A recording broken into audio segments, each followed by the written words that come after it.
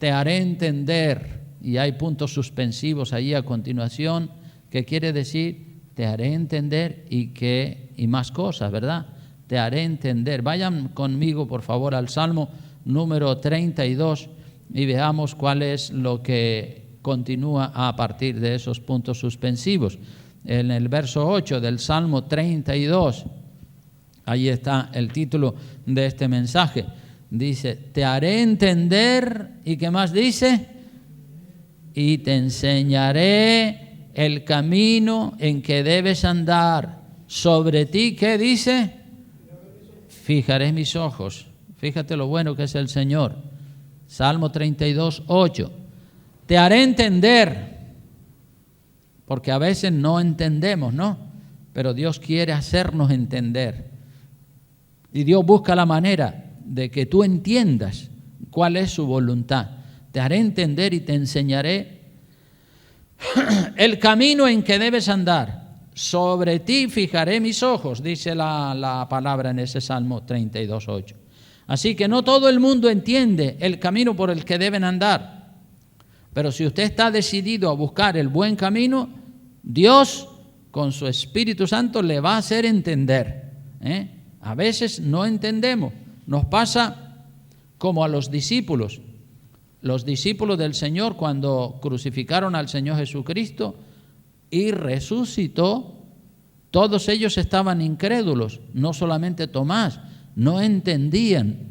Y aquellos dos que iban camino a Emaús, dice que el Señor caminaba con ellos y hablaba con ellos y todavía estaban con su mente, con su corazón embotado, no entendían. Y era Jesús, y ellos hablando con el mismo Jesús y no se daban cuenta que era Jesús. Claro que su corazón ardía por dentro y ellos decían, pues qué raro este hombre. Uy, mira cómo se ponían los pelos de punta y ellos todos inquietos, pero lo tenían delante y no lo entendían, no se daban cuenta que era el mismo Señor Jesucristo. Y a veces nos pasa eso, hermanos. La palabra de Dios es tan clara, tan clara, tan clara, pero nosotros tenemos como un velo en los ojos y no vemos. Sí lo dice, pero no entendemos. A lo mejor leemos el pasaje, pero no lo entendemos, ¿verdad? Y el Señor quiere abrirnos el entendimiento. Dice, te haré entender y te enseñaré para que sepas cuál es la voluntad de Dios, ¿verdad? Y ese velo que a veces tenemos en los ojos, pues el Señor lo quiere quitar. Hablando de velo, pues antiguamente en esta iglesia no se usaba el velo porque hemos sido influenciados, el velo en la cabeza quiero decir, no se usaba porque hemos sido influenciados por la sociedad pagana, incrédula, en la que nos ha tocado vivir. Si hubiésemos vivido a principios del siglo pasado, las cosas hubieran sido completamente diferentes en todos los aspectos. La manera de vestir, la manera de hablar, la manera de comportarse, las mujeres todas recatadas.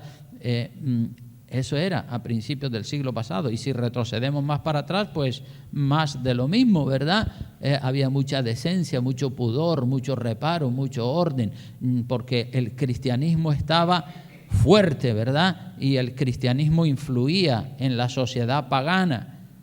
Pero el cristianismo fue perdiendo fuelle, fue debilitándose poco a poco. La sociedad pagana se fue haciendo más fuerte, y entonces ahora resulta que la sociedad pagana en la que nos ha tocado vivir es la que influye para mal al cristianismo, en lugar de ser el cristianismo el que influye en la sociedad pagana. Y bueno, pues mi esposa me lo decía un día cuando ya después entendió el tema de usar el velo en la cabeza para orar y para venir a la iglesia. Ella dijo, pues el Señor me quitó el velo que tenía en los ojos y me lo puso en la cabeza, que es donde tiene que estar, ¿verdad? Porque muchas personas tienen el velo en los ojos y no ven. La Biblia lo dice tan claro, pero no lo ven, no lo entienden. Pero la palabra dice, te haré entender. Dios quiere hacerte entender y Dios quiere que comprendas No todo el mundo entiende el camino por el que deben andar, pero como dije, si usted está decidido, si usted está decidida a encontrar el verdadero camino para caminar por él, entonces Dios le va a hacer entender y usted va a comprender, dice, sí, ahora entiendo, pero ¿cómo es posible que yo había leído eso tantas veces y no lo había entendido? Ahora sí lo entiendo. Gloria a Dios. Gloria a Dios por todos los hombres y mujeres que ya han encontrado el camino. El camino es Jesucristo, Él es el modelo perfecto. ¿Y cuántos de los que están aquí han encontrado ya ese camino? Amén. ¿Sí? Pero ¿cuántos todavía están buscando ese camino? Siempre hay personas que están buscando el camino, que están dudando entre si una cosa o la otra. Pero hermano, la palabra de Dios contiene una promesa para los que están buscando el camino, que es eso que hemos leído. Salmo 32, verso 8. Te haré entender. Dios promete en su palabra hacerte entender y enseñarte aquellas cosas que tú no entiendes.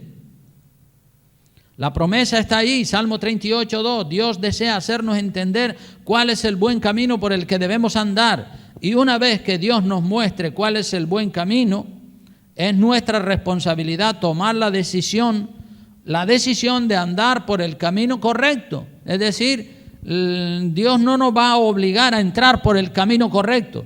Dios nos hace entender primero. Y cuando nosotros lo entendemos, es como que la pelota está sobre nuestro tejado. Como que Dios dice, bueno, ya te lo hice entender. Ahora eres tú el que decides caminar por el verdadero camino o coger tu propio camino. Entonces, Dios llega hasta ese punto, hasta hacernos entender. Y cuando lo entendemos y decimos, sí, este es el verdadero camino. Bueno, pues ahora eres tú, la pelota está sobre tu tejado. Eres tú como cristiano, como cristiana, el que tienes que tomar la decisión de decir, sí, entiendo que ese es el camino. No me gusta mucho, es un poco angosto, es un poco estrecho, pero es el verdadero. Pues voy a caminar por ese camino.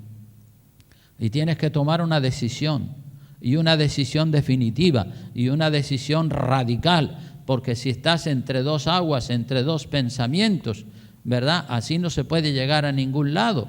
Hay que tomar decisiones en la vida y hay que ser radical en cuanto a carácter cristiano se refiere.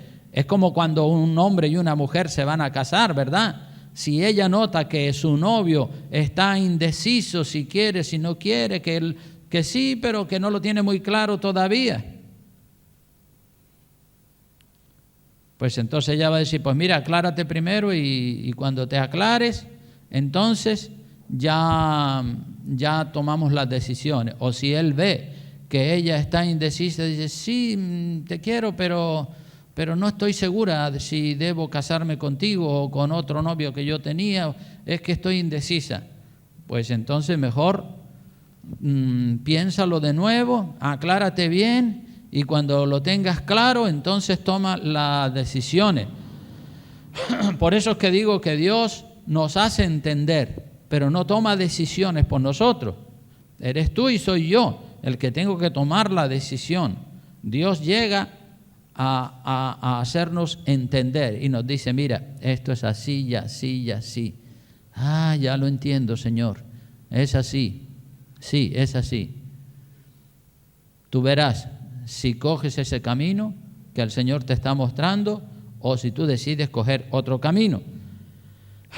Saben, hermano, Dios no despersonaliza a nadie ni obliga a nadie. Dios no obliga a nadie, eres tú quien te tienes que obligar a ti mismo, porque Dios nos dio eso que se llama el libre albedrío. Y si Dios nos dio el libre albedrío, somos nosotros los que tenemos que tomar la decisión, pero tenemos que pensarlo bien. Como dije anteriormente cuando estaba hablando del referéndum ese que se hizo en Inglaterra el jueves pasado, ¿verdad? Ahora muchos después, más de 2 millones de personas, después de haber votado a favor de la salida de la Comunidad Económica Europea, pues ahora dicen, pero mira, estamos arrepentidos y no teníamos que haber votado así, teníamos que haber hecho las cosas diferentes. Pero bueno, ¿por qué no lo pensaste antes? Porque todo eso trastorna a los políticos. Entonces, Dios, como digo, Dios no nos despersonaliza. Cualquier decisión que usted tome, sea buena o sea mala, Dios se la va a respetar. No estará de acuerdo con ella, pero se la respeta. Y si usted elige el mal camino, pues aténgase a las consecuencias. Como Dios le dijo al pueblo de Israel, ellos eligieron un rey, queremos un rey, porque mira, todos los filisteos, los amorreos, todos ellos tienen un rey, y nosotros no, nosotros queremos ser igual que ellos. Qué pena esa, ¿verdad? Qué pena cuando el pueblo de Israel dice, queremos ser como las demás naciones. ¿Pero qué dice? Y así hay muchos cristianos hoy en día. No, queremos vivir como vive la gente del mundo. Pero que no, que nosotros somos cristianos. ¿Cómo vamos a vivir como la gente del mundo? Para ellos todo está bien. Ellos fornican, adulteran, ven pornografía y hacen todo tipo de pecados, mienten, roban, engañan. ¿Cómo vamos a hacer nosotros como ellos? Las mujeres se desnudan ahí en las playas y se ponen la minifalda y van enseñándole las nalgas a todo el mundo. ¿Cómo vamos a hacer nosotros como ellos? Nosotros tenemos unos principios éticos y morales superiores a la gente del mundo. No podemos ser como ellos. Qué pena el pueblo de Israel, queremos ser como los demás. Y qué pena con tantos cristianos y cristianas hoy en día que dicen, no, pero todo el mundo lo hace, todos los novios se acuestan juntos, pero no, pero todo el mundo va y enseña sus carnes en la playa. Pero ¿cómo vamos a ser como la gente del mundo? Nosotros tenemos que entender que nosotros como cristianos tenemos principios éticos y morales superiores a los que tiene la gente del mundo, por tanto, no podemos vivir como ellos. Es más, son ellos, los mundanos y los pecadores que no tienen a Dios, los que tienen que vivir como vivimos nosotros los cristianos. Nosotros somos los que tenemos que ser modelos para ellos y no avergonzarnos de las diferencias. ¿Somos diferentes? Sí, Señor, somos diferentes. Y a mucha honra. ¿Qué? ¿Hay problema con eso? ¿Verdad? Cuando alguien diga, pero tú eres también de esos aleluyas. Sí, soy de los aleluyas. ¿Y qué? ¿Qué problema hay? Soy de los aleluyas y a mucha honra. Estoy contento de ser un cristiano y de ser diferente a ustedes. Ustedes son los que están mal, nosotros somos los que estamos en el camino correcto. Así tenemos que hablar los cristianos. Con carácter, con determinación. Porque si estamos bueno, pero no, tiene que haber una decisión definitiva y determinante. Así que eres tú, soy yo el que elijo o determino por cuál camino quiero andar. Yo he visto muchas personas y muchos que dicen que ser cristianos, indecisos, pensando por muchos años y dando tumbos de un lado al otro. Y el tiempo pasa y no toman buenas decisiones. No dicen que no a Jesucristo, pero tampoco le dan un sí rotundo. Sí, Señor, te quiero servir, con todas las consecuencias que conlleva eso. Así que mientras que la persona está en un estado de indecisión, está malgastando su tiempo, malgastando su preciosa vida, está malgastando sus dones, está estancado, no crece, pasó el tren y se quedó en tierra porque no había decidido todavía qué camino tomar. Por eso, hermano, no aplace más tiempo. No aplace por más tiempo la toma de decisiones correctas. Ustedes y yo sabemos que vivimos en una era o en la era de la tecnología, la era de la información, la era de la comunicación. Son miles y miles de millones de mensajes los que cada día salen a la luz y nos influyen a nosotros. Millones de pensamientos ideológicos. La gente está siendo bombardeadas con tantas opiniones y con tantas religiones y tan diferentes las unas de las otras que finalmente se quedan bloqueados sin saber qué hacer o qué escoger. Igual que aquellos dos que iban camino a Emaús, caminando con Jesucristo y no se daban cuenta que el que les acompañaba era el mismísimo Señor Jesucristo. Tenían la mente embotada. Pero nosotros tenemos que tomar decisiones, decir, Señor, yo quiero tener las cosas claras, no puedo permanecer ni un minuto más con dudas en mi corazón.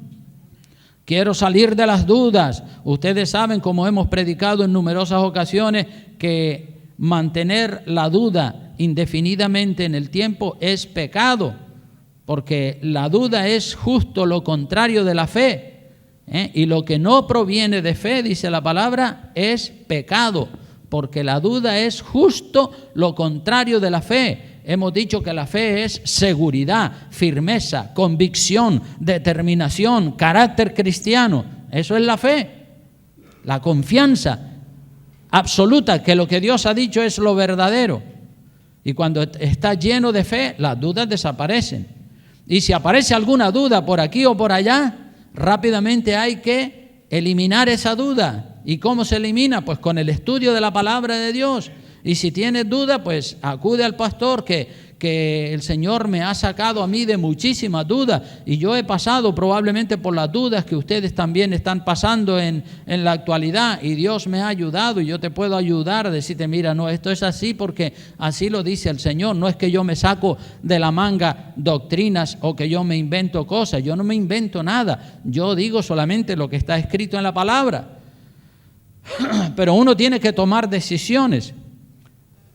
En una ocasión había una señora en la parada del autobús y estaba esperando el autobús. Y cuando llegó el autobús, paró para recogerla a ella y ella puso un pie en el peldaño del autobús y allí, en ese momento preciso, se quedó quieta con un pie en el primer peldaño de la escalera del autobús y el otro pie en tierra. Y empezó a dudar entre si viajar o quedarse, porque le entró la duda en ese momento. Y allí se quedó unos instantes con un pie en el primer peldaño y el otro pie en tierra. Y el conductor, viéndola así, dice, señora, ¿qué? ¿Sube o baja? Una de dos. No quede ahí parada, tengo que cerrar la puerta y seguir con el itinerario. ¿Sube o baja?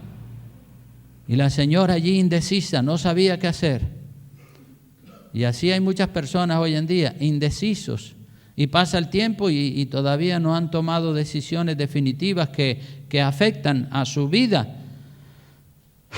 Nosotros tenemos que ser gente decidida, aprender a tomar decisiones radicales. Cuando Dios nos hace entender el camino, tenemos que decir, sí, Señor, ahora lo he entendido y ahora determino caminar por el camino del Señor. Y nada ni nadie me va a hacer cambiar de opinión. Ya entendí cuál es el camino y ahora me mantengo firme. Yo he visto en esta misma iglesia tantas personas dando tumbos que sí, que no, que para arriba, que para abajo, que así. Digo, Dios mío, pero cuántas dudas tienen y no se dejan, no entienden, pero la promesa está ahí, te haré entender. Así que la persona que no entiende no es porque Dios no le esté tratando, Dios la está tratando. Lo que pasa es que la gente muchas veces pues no quieren entender lo que Dios manda en su palabra. Seguimos leyendo en el Salmo 32, en el verso 1 dice, bienaventurado aquel cuya transgresión ha sido perdonada y cubierto su pecado. Esa es una bienaventuranza, Señor. Gracias porque mis pecados han sido perdonados. Ya no soy un pecador como antes, ahora soy un pecador arrepentido. Bienaventurado, verso 2, el hombre a quien Jehová no culpa de iniquidad y en cuyo espíritu no hay engaño. Es decir, la persona que está en la pureza, en la verdad, que no está fingiendo, que no está siendo hipócrita, está siendo puro y santo, no hay engaño en su vida. Sigue diciendo en el verso 3, dice, mientras callé, ¿qué pasó? ¿Qué le pasó a él mientras cayó al salmista David? Se envejecieron mis huesos en mi gemir todo el día, porque de día y de noche se agravó sobre mí tu mano. Se volvió mi verdor, ¿en qué? En sequedales de verano. Es decir, El hombre que escribió este salmo fue el salmista David. Y él está aquí contando un poco de lo que experimentó después de haber cometido un pecado de adulterio con Betsabé, la que fue mujer de Urías, que era uno de sus soldados. Él cometió el pecado de adulterio. Nadie sabía que él había cometido el pecado de adulterio. Eso estaba oculto, estaba tapado.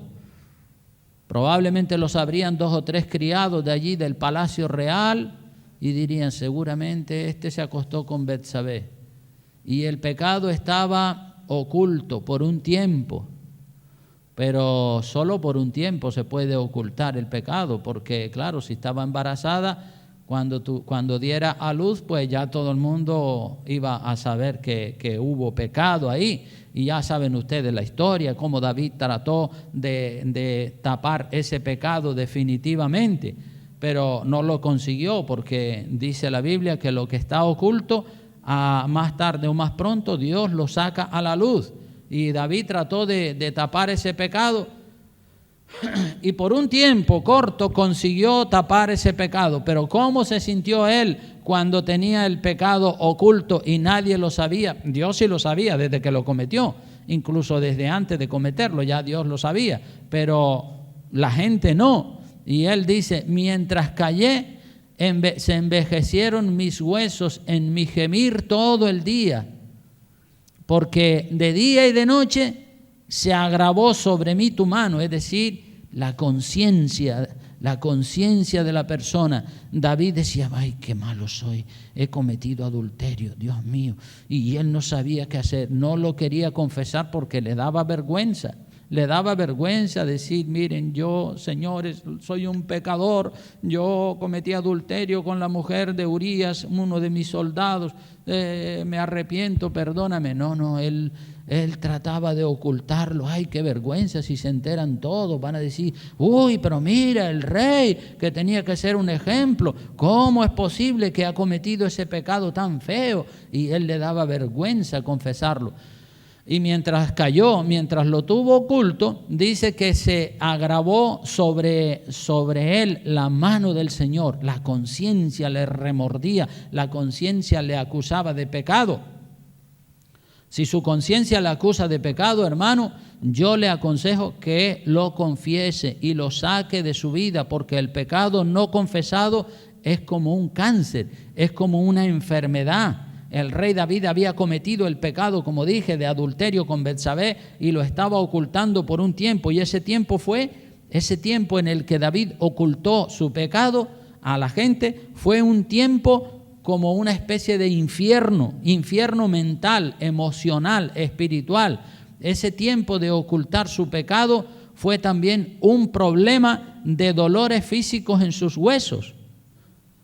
O sea que no solamente estaba preocupado, sino que las preocupaciones, y esto lo dice la ciencia, está demostrado por la ciencia médica, que cuando una persona tiene problemas mentales, tiene problemas emocionales, tiene problemas espirituales, tiene cargas de conciencia, tiene pecados ocultos. Cuando una persona tiene cargas de conciencia, tiene pecados ocultos, no es honesto con Dios, está aparentando lo que no es, esa persona está sufriendo porque su conciencia lo está acusando, como dice el Salmo, mientras callé, la mano del Señor, los huesos se le envejecieron, dice, de día y de noche se agravó sobre mí tu mano, se volvió mi verdor en sequedales de verano. Es decir, empecé a sentirme fatal, y ya después empezó esos problemas de carga de conciencia, esos problemas emocionales, sentimentales, ese pecado no confesado, ya era una preocupación tan grande que ya le empezaron a doler los huesos. Y le dolía dolores por aquí, dolores por allá, y no podía dormir, estaba inquieto, estaba incómodo. Todos los pecados y todas las preocupaciones y cargas tienen después consecuencias físicas, no solamente son mentales, es que los problemas mentales se transmiten después al cuerpo físico. como dicen los médicos, y comienzan a tener dolores de hueso, comienzan a tener depresiones, comienzan a tener pérdida de sueño, malestar, incomodidad, insatisfacción, taquicardias, desequilibrios corporales, que no están felices consigo mismo. Y eso era lo que le estaba pasando al rey David. Estaba en pecado y ocultaba su pecado y aparentaba ser un gran hombre de Dios, pero era un pecador empedernido. Por eso él dice, mientras callé, como dice en el verso 3, se envejecieron mis huesos en mi gemir todo el día. Señor, ¿qué hago? ¿Qué hago? Me da vergüenza confesarlo, pero uy, sí. Hasta que él confesó su pecado, como dice el versículo 5. La manera de encontrar alivio, la manera de encontrar descanso, la manera de encontrar paz, tranquilidad, reposo, es confesar el pecado. Lo dice el versículo 5, dice, mi pecado te declaré y no encubrí mi iniquidad. Mi pecado te declaré y no encubrí mi iniquidad. Dije, confesaré mis transgresiones a Jehová. Y tú perdonaste la maldad de mi pecado. O sea que al final tomó una buena decisión. El rey David dijo, bueno, vale, me da vergüenza, pero lo voy a confesar. A mí han venido muchas personas, pastor, lo siento, yo he estado enganchado a la pornografía. Yo tenía este pecado, yo tenía este otro. Y yo le digo, bueno, gloria a Dios porque has sido capaz de confesarlo.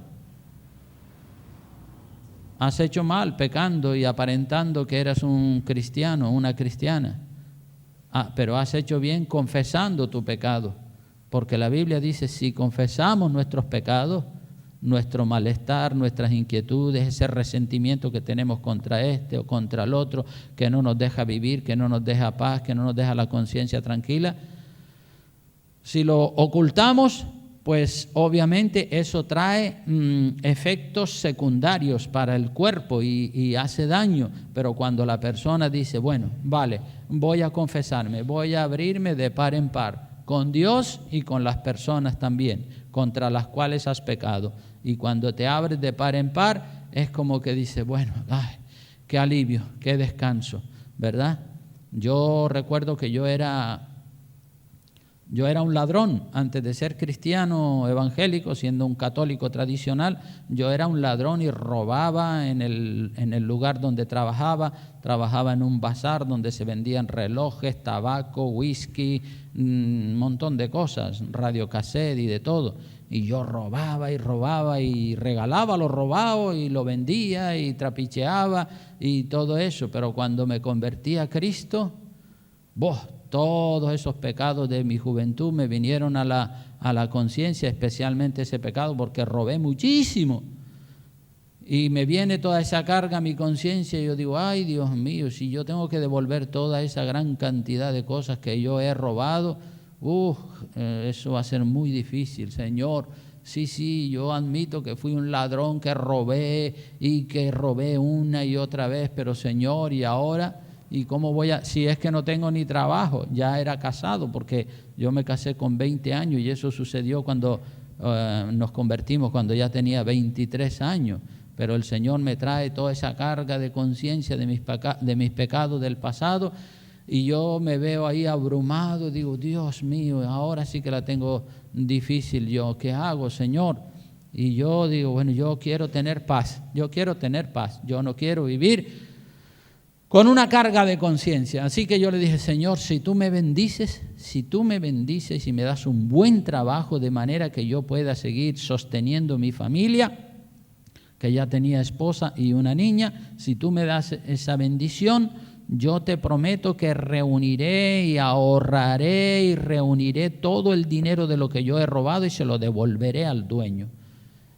Y el Señor me cogió por la palabra y al siguiente día, no tardó ni una semana, al siguiente día el Señor me dio un trabajo de distribuidor de productos de pastelería y yo empecé a vender y las ventas comenzaron a aumentar una barbaridad que hasta el dueño de la fábrica estaba asombrado de todo lo que yo vendía y cómo yo vendía un montón de pasteles que no hacía sino ir por las tiendas y déjame 10 kilos y déjame 20 y déjame 30 y yo también asombrado pero al mismo tiempo feliz diciendo esto es Dios que me está contestando la oración y en un par de años pude reunir todo, ahorrar dinero y reunir para pagar todo aquello que yo había robado cuando yo no era cristiano y reuní todo el dinero, lo metí en un sobre, llamé a la persona a la que yo le había robado, la llamé por teléfono para devolverle todo aquel dineral y el hombre se quedó sin palabras cuando yo le confesé mi pecado y le dije, yo le he robado a usted esto y esto, era una cantidad tremenda. El hombre no sabía qué hacer y era la conversación por teléfono. Así que yo le dije, dígame dónde nos vemos para entregarle el dinero, porque ya yo tengo el dinero, el valor de todo lo que yo le he robado, he hecho una estimación aproximada y lo que le debo, lo que le robé es tanto, que era un dineral en aquella época, era el año 1977 aproximado. Y el hombre me dijo, mira, te lo perdono todo, no me tienes que devolver nada. Y yo le dije, no, pero es que yo quiero devolvérselo, yo no quiero, este dinero no es mío, así que yo no lo quiero, yo se lo voy a devolver a usted. Y que no te recibo nada, te lo perdono todo, duerme tranquilo, duerme en paz. Y se resistió y no me recibió el dinero y al final yo dije, bueno, Señor, este dinero no es mío, ¿qué hago yo con esto ahora, Señor? Y el Señor puso en mi corazón que con ese dinero compraron un terreno para edificar una iglesia. Y así fue lo que hice, ¿verdad? Compré un terreno y con él se compró el terreno, con ese dinero se compró el terreno para edificar una iglesia que está allí en Gran Canaria, en un pueblo que se llama Carrizal. Entonces, cuando yo hice todo lo que estaba en mi conciencia, yo encontré descanso, encontré paz, encontré alegría. Dije, gracias Señor, qué feliz soy ahora. ¿Me entiendes? Es decir, una felicidad tremenda. Es lo que dice, mi pecado te declaré, no encubrí mi iniquidad. Dije, confesaré mis transgresiones a Jehová y tú perdonaste la maldad de mi pecado.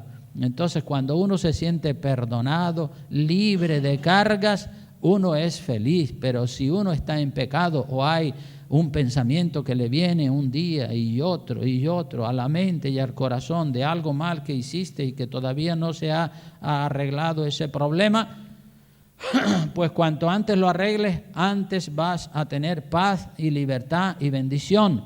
Dice el verso 6 del Salmo 32, dice, por esto orará a ti todo santo en el tiempo en que pueda ser hallado. Ciertamente en la inundación de muchas aguas no llegarán estas a ti, es decir, cuando haya muchos problemas, estos no llegarán a ti porque ya tú estás limpio. Tú eres, verso 7 dice, mi refugio, me guardarás de la angustia, con cánticos de liberación me rodearás. Aleluya, bendito sea el nombre del Señor. Entonces no calle, abra su corazón, confiese su pecado, por amor a Dios y por amor a usted mismo, ¿sí? Por amor a su propia salud, tanto la salud mental, espiritual o física. Toma decisiones para mejorar tu vida, para mejorar tu cristianismo, para mejorar tu matrimonio, para mejorar tu ministerio. Sea, hermano, un cristiano auténtico, de corazón, no aparente ser cristiano. Si en el fondo de su corazón usted no ama a Dios de todo corazón, eso es lo que Dios quiere. Hoy en día existen muchos cristianos y cristianas de apariencia, pero las apariencias engañan a las personas, pero a Dios no engaña ninguna apariencia, ¿verdad? David aparentaba que él era un hombre de Dios, pero a Dios no lo pudo engañar y más tarde o más pronto Dios saca a la luz ese pecado y es mejor que lo confiese usted antes que sea sacado a la luz y usted quede en vergüenza. Aquí en esta iglesia teníamos un chico que hace años, que ya no está con nosotros, pero él estaba fornicando con una chica y venía y tocaba la guitarra tan contento. Y un día la chica con la que él fornicaba vino a mí y me dijo, mira, yo estoy teniendo relaciones sexuales con ese chico. Y yo, ¿cómo? Sí, pastor. Entonces yo llamé al chico y le dije, oye, ya cuando la chica se había ido, le dije, ¿y qué? ¿Cómo estás tú? No, muy bien, pastor, yo estoy bien, bien, bien. ¿Seguro? ¿Tú estás bien? ¿No estás en pecado? No, que va, estoy en santidad y tal y cual, engañándome. Y seguía engañándome. Yo le seguía haciendo preguntas a ver si él confesaba, pero me seguía engañando. Hasta que le dije, bueno, ¿y qué pasó con fulanita de tal? Porque ella me dijo que tú estás teniendo relaciones sexuales con ella. Ay, sí, pastor, perdóneme. Pero ¿y por qué no lo dijiste antes? ¿Por qué no fuiste capaz de confesarlo? Seguías ahí aparentando que eras un ministro de alabanza y estabas fornicando. Y lo tenías oculto. El pastor no lo sabía, nadie lo sabía. Lo sabía él y la chica. Y yo me enteré porque ella lo delató, porque ella lo descubrió, porque él no fue capaz de tener un poco de dignidad. Cuando estaba fornicando, de decir, pastor, yo no puedo seguir ministrando, yo no puedo seguir llevando la alabanza. Si no me quiere confesar el pecado a mí, pero por lo menos que tenga la dignidad de bajarse, aunque lo correcto es que confiese el pecado y se arrepienta y reciba la disciplina y espere hasta que se purifique y se santifique de su inmundicia para después estar otra vez en la alabanza. Pero él lo ocultaba y entonces fue para él una vergüenza y para mí fue un malestar tener que abordar eso. Yo hubiera preferido que fuera él el que hubiese venido a mí desde que comenzó a caer o desde que cayó, que hubiese venido y me hubiese dicho, mira, pastor, yo estoy mal, yo no puedo ministrar, no tengo la dignidad suficiente, pero no, lo ocultaba y encima lo que estaba haciendo era profanando el ministerio de la alabanza, porque cuando una persona está en pecado no debe ministrar. Si está en pecado no puede predicar, si está en pecado no puede cantar ni tocar instrumentos, no puede ser maestro de la escuela dominical, no puede ser ujier, porque no está en santidad. Entonces el ministerio es para las personas que estén en santidad. Por eso le decimos a todos que sean cristianos auténticos de corazón y que no hagan apariencias, sino que vivan un cristianismo genuino con una conciencia pura. Y también a los que no tienen ningún ministerio, pero que están en pecado, le decimos no tome la Santa Cena. No tome la Santa Cena porque si usted toma la Santa Cena en pecado, indignamente, que dice la Biblia, juicio come y bebe contra sí mismo, por lo cual hay muchos enfermos y debilitados y muchos hasta se han muerto, dice la palabra, aunque en ese texto dice muchos duermen, y la palabra duermen ahí quiere decir muchos se han muerto ya por haber estado profanando el ministerio o por haber estado participando de la Santa Cena en pecado. Aleluya, bendito sea el nombre del Señor. Así que debemos de ser transparentes como el cristal, como el agua cristalina.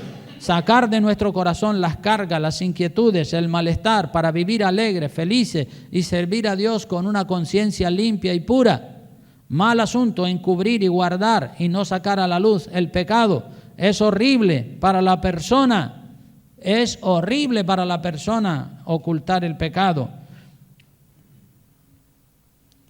Y hay personas que son también, como dice el Salmo 32, versículo 9. Hay una imagen que quiero que me pongas ahí en la televisión. La comparación que hace el Señor con la persona que es terca y obstinada y no quiere entrar por el camino que sabe que tiene que entrar, porque lo entiende pero no quiere. Miren esa imagen de un mulo. Dice el Salmo 32, 9, dice, no seáis como el caballo o como el mulo. Mira, ahí ves un mulo o un caballo. Y lo dice la palabra, no seas como el caballo o como el mulo, que no tienen entendimiento, cuyos arreos incluyen brida y freno para sujetarlos, porque si no, no se acercan a ti. ¿Ves? El caballo tiene una voluntad, el hombre quiere llevarlo para un lado, pero él dice, no, no quiero, no tiene entendimiento. Y eso es lo que dice la palabra de Dios, que nosotros no podemos ser como el caballo, el mulo, sin entendimiento. Le tiene que poner un cabestro y un freno aquí en el hocico para frenarlo y controlarlo, porque no tiene entendimiento, ¿verdad? Los perros son diferentes. Los perros tienen un entendimiento tremendo. Yo vi un día un pastor que cuidaba cabras y ovejas allí, y el pastor, solo con hablarle, el perro le obedecía. Solo con hablarle y hacerle una seña. El pastor estaba cuidando un rebaño en un cercado, y por allá había otro cercado que era privado, y unas cuantas cabras estaban yendo para el terreno donde no debían estar, y el pastor le dice al perro, Bardino, solamente le dice, Bardino, sal por allá. Y el perro, que se llamaba Bardino, salió corriendo y echó a aquellas cabras que se estaban desgalitando, que se estaban distrayendo, las metió adentro. El perro tiene un entendimiento tremendo, el caballo no. El mulo tampoco. Por eso tiene que ponerle un freno, para que cuando frena es como un coche. Tú le dices al coche que frene y el coche no va a frenar. Tienes que pisar el freno para que frene. Lo mismo es el caballo, es como un coche, no tiene entendimiento. Y así hay personas hoy en día que no tienen entendimiento. Por eso la palabra dice en ese versículo, no seáis como el caballo o como el mulo, sin entendimiento, que han de ser sujetados con cabestro y con freno, porque si no, no se acercan a ti. Entonces ahí tenemos esa imagen que es muy expresiva y refleja lo que es la persona sin entendimiento. Es como el mulo. El hombre lo quiere llevar a un sitio, pero él se resiste y tiene que ponerle freno y tiene que ponerle un cabestro para poderlo sujetar y para poderlo controlar. Hermano, no es suficiente ser cristiano evangélico. No se engañe creyendo que la religión le puede salvar. Eso es lo que hacen muchos católicos. Dicen, no, yo soy católico. Y ya con decir yo soy católico, se creen que van para el cielo. Y muchos evangélicos les pasa lo mismo. Dicen, no, yo soy evangélico, ya soy salvo. Pero ninguna religión puede cambiar tu ser. Recuerda ese corito que cantábamos cuando yo recién me convertí. Se cantaba mucho ese coro que decía, ninguna religión puede cambiar tu ser. La sangre de Jesús solo lo puede hacer. Y se repetía mucho, ninguna religión puede cambiar tu ser. La sangre de Jesús solo lo puede hacer. Entonces no se engañe diciendo, no, ya me bauticé, ya soy evangélico, yo voy a la iglesia evangélica y después vivo como me da la gana, cometo pecados como si fuera un impío y un pecador, pero como me considero o me etiqueto evangélico, pues me autoengaño a mí mismo. Yo sé que la gran mayoría de los que vienen a esta iglesia han entendido el camino en que deben andar. ¿Cuántos han entendido el camino en que deben andar? Amén. Bueno, es un camino estrecho, es un camino angosto y hay que morir al yo, al orgullo, a la prepotencia, al exhibicionismo. Uno tiene que morir a todas esas carnalidades y a todas esas mundanalidades, pero hace falta más determinación, más firmeza, más carácter, más fe, más valor, más entrega. Este camino es solamente para valientes. En Mateo capítulo 11, versículo 12, dice que el reino de los cielos se hace fuerte y los valientes, los violentos, los que tienen carácter, esos son los que lo arrebatan. Así que comience a practicar todo lo que usted va entendiendo. Uno tiene que aprender a orar correctamente. Por ejemplo, si usted no tiene la disposición o la predisposición o la actitud adecuada y el deseo ferviente de agradar a Dios y obedecerle en todo lo que Dios le pida, pues entonces no le pida a Dios que le dé entendimiento. Si usted no está dispuesto a caminar con determinación por el camino del Señor, no le pida que le dé entendimiento. ¿Para qué se lo va a dar si no está dispuesto a obedecerle? Es mejor ser como el mulo o como el caballo, sin entendimiento, que no tener entendimiento y no tener ganas de obedecer, ¿verdad? Si le pedimos, Dios, dame entendimiento, es porque tenemos que estar decididos a que todo lo que Él nos vaya mostrando lo vamos a poner en práctica. No es que nos va a entrar por un oído y nos va a salir por el otro. Dios desea hacerte entender, comprender y quitarte las dudas de tu corazón, pero para que le obedezcas, y no solo para que tengas más conocimiento, para que le obedezcas. Recuerda lo que dice Santiago, dice que el que sabe hacer lo bueno y no lo hace, le es pecado. Y hoy yo deseo que esta iglesia entienda todo, y también que entienda que hay un importantísimo mandamiento del Señor, que muchos no lo están obedeciendo. Hay un mandamiento del Señor que muchos miembros de esta iglesia no lo están obedeciendo. Y ese mandamiento está en Mateo capítulo 28. Acompáñame allí a Mateo capítulo 28, versículo 16 en adelante.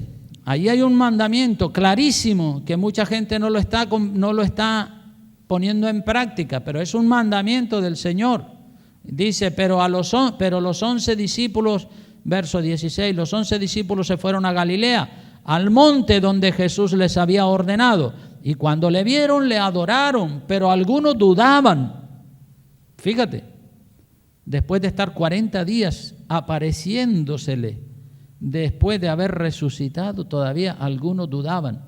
Y Jesús se les acercó y les habló diciendo, toda potestad me es dada en el cielo y en la tierra. Por tanto, id y haced discípulos a todas las naciones, bautizándolos en el nombre del Padre y del Hijo y del Espíritu Santo, enseñándoles que guarden todas las cosas que os he mandado. Y he aquí, yo estoy con vosotros todos los días, hasta el fin del mundo. Amén. Yo estoy todos los días con vosotros. Marchen para adelante, evangelicen, compartan la palabra de Dios. Ese es el mandamiento que muchos de esta iglesia no lo están llevando a la práctica. Este mandamiento es para los miembros de la iglesia. Algunas personas dicen, no, que evangelice el pastor. Cuando yo era una oveja, yo evangelizaba y ganaba muchas almas. Pero ahora soy pastor y tengo que instruirles, enseñarles, guiarles. Y les hago una pregunta. En un rebaño de ovejas, ¿quiénes paren los corderos? ¿Las ovejas o el pastor? ¿Quiénes paren los corderos? Las ovejas. Las ovejas se reproducen y paren corderitos pequeños cada año. Y el rebaño va aumentando porque las ovejas paren cada año, paren 1 o 2 corderitos. El pastor no pare ninguno. El pastor se encarga de alimentar al rebaño y de llevar al rebaño por el pasto verde para que coman y para que estén bien alimentados. Pero los que paren las ovejas son las otras, los que paren corderitos son las ovejas, y esos corderitos después van creciendo. Entonces, eso es lo que tiene que hacer esta congregación. Todos tienen que mentalizarse de que tienen que evangelizar a sus familiares, a sus amigos, a sus vecinos, compartirle una palabra, ¿verdad? Para que vengan a los pies de Cristo y se conviertan. Dice el libro de Proverbios capítulo 11, versículo 30, que el que gana almas es sabio ganar almas, y una bendición tremenda. Aleluya, hermano, cumpla ese mandato, lleve folletos, háblele de Dios a todo el mundo. Y este lunes vamos a estar reunidos los líderes aquí en la iglesia para hablar acerca de hacer un trabajo evangelístico, de coordinarnos para salir a las calles a cumplir ese mandato de Cristo, ir por todo el mundo. Es un mandamiento, no es una tontería que dijo el Señor, es un mandamiento de los más importantes. Y voy a terminar ya este mensaje leyendo Romanos capítulo 10, versículo 13 en adelante. Dice el apóstol Pablo allí, dice, porque todo aquel que invocare el nombre del Señor será salvo. Y mira, hay como 4 preguntas ahí en esos 2 versículos que siguen. Dice, ¿cómo pues invocarán a aquel en el cual no han creído? ¿Cómo? ¿Y cómo creerán en aquel de quien no han oído? ¿Y cómo oirán sin haber quien les predique?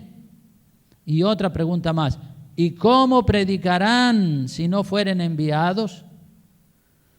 Hay que enviar. Mi responsabilidad como pastor es enviar a toda la iglesia a salir a evangelizar. ¿Cómo va la gente del mundo, los que no tienen a Cristo? ¿Cómo van a oír si no hay quien les predique? ¿Y cómo van a salir a predicar si no fueren enviados? Y yo los quiero motivar y los quiero enviar a todos ustedes. Todos tenemos la responsabilidad de salir a sembrar la semilla del Evangelio por las calles, por las casas, por los centros comerciales, por las plazas, por donde sea. Salir a compartir el mensaje del Evangelio.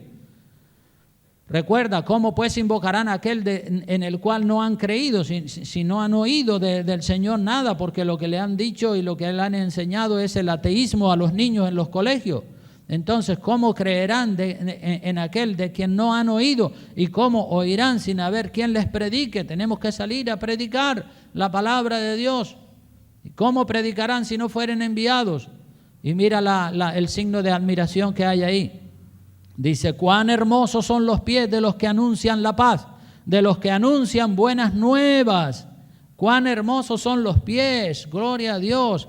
Aquel hombre y aquella mujer que se pone encima de sus pies y comienza a salir a visitar a este, a visitar al otro, a entregar folletos por ahí y a hablarle de Dios a la gente. Los pies de esa persona son hermosos, eso es una honra, es una gloria, es una delicia, hermano. Entiéndalo así, no lo vea como una carga amarga que hay que llevar. No, véalo como una bendición, porque realmente es así. Cuán hermosos son los pies de los que anuncian la paz, de los que anuncian las buenas nuevas. Mas no todos obedecieron al Evangelio, verso 16. Claro, no todos van a obedecer, pero algunos sí. Dice, Señor, ¿quién ha creído a nuestro anuncio? Así dice el verso 17, que la fe es, ¿por qué dice? Por el oír. ¿Y el oír por qué? Por la palabra de Dios. Entonces, primero la gente tiene que oír el mensaje de la palabra para que luego puedan creer, puedan tener fe. Y saben una cosa, el diablo conoce la Biblia. ¿Cuántos creen que el diablo conoce la Biblia? La conoce muchas veces mejor que los cristianos. Y el diablo sabe que si usted pierde ese miedo, ese temor de hablar de Dios a sus amistades, esas amistades tienen la posibilidad de convertirse, porque la fe viene por el oír, y el oír de la palabra de Dios. Entonces, ¿qué hace el diablo? Enmudece a los cristianos. Le pone un candado en la boca a los cristianos para que no hablen.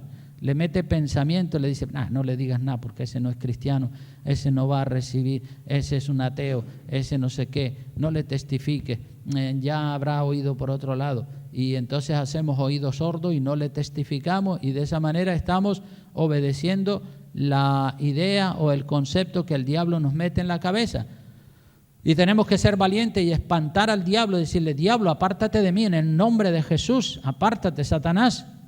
Y echarlo fuera y decir, le voy a hablar de Dios a todo el mundo. Me da igual si recibe o si no recibe. Yo le voy a hablar. Si recibe, le sigo dando. Y si rechaza, pues ya se le habló. Me voy a otra persona, ¿verdad? Pero está claro que tenemos que salir a predicar la palabra de Dios porque Dios quiere hacernos entender esas cosas. Recuerda el mensaje, te haré entender lo que tienes que hacer con respecto a tu vida cristiana y con respecto a todos los asuntos de la vida. Dios en esta mañana nos quiere hacer entender que tenemos que romper esa frialdad y que tenemos que romper ese silencio en el que muchas veces nos sumergimos y salir y hablar de Dios sin miedo, sin temor, sin vergüenza de ninguna clase, a mucha honra. Cuán hermosos son los pies de los que anuncian la paz, de los que traen buenas nuevas de salvación. Entonces, háblele de Dios a todo el mundo, hermano. Háblele de Dios y ya verá que algunos, no todos, pero algunos le van a recibir el mensaje y se van a convertir a través de la palabra que usted le haya hablado. Y cuando usted vea que una persona se convierte a través del mensaje que usted le dio, usted va a sentir una utilidad, se va a sentir útil y va a decir, gracias Señor, mira, que yo le hablé a este de Cristo y mira, se ha convertido y está viniendo a los caminos del Señor. Eso es un honor altísimo, una gloria. El que gana almas es sabio, como dice el libro de Proverbios, donde leímos anteriormente, ¿verdad? Entonces, Dios quiere hacernos entender todo, ¿verdad? Pero en esta mañana Dios quiere hacernos entender ese mensaje. Id por todo el mundo y predicad el Evangelio. Ojalá que todos lo podamos entender y que todos tengamos la predisposición de llevarlo a la práctica y de cumplir el mandamiento y no ignorar el mandamiento del Señor. Bueno, pues con esto termino. Les voy a pedir que se pongan de pie para orar y terminar ya dando gracias al Señor por su palabra y porque el Señor nos quiere hacer entender. Y una vez que entendemos, vamos a poner en práctica todo lo que hemos entendido. Aleluya. Gloria a Dios.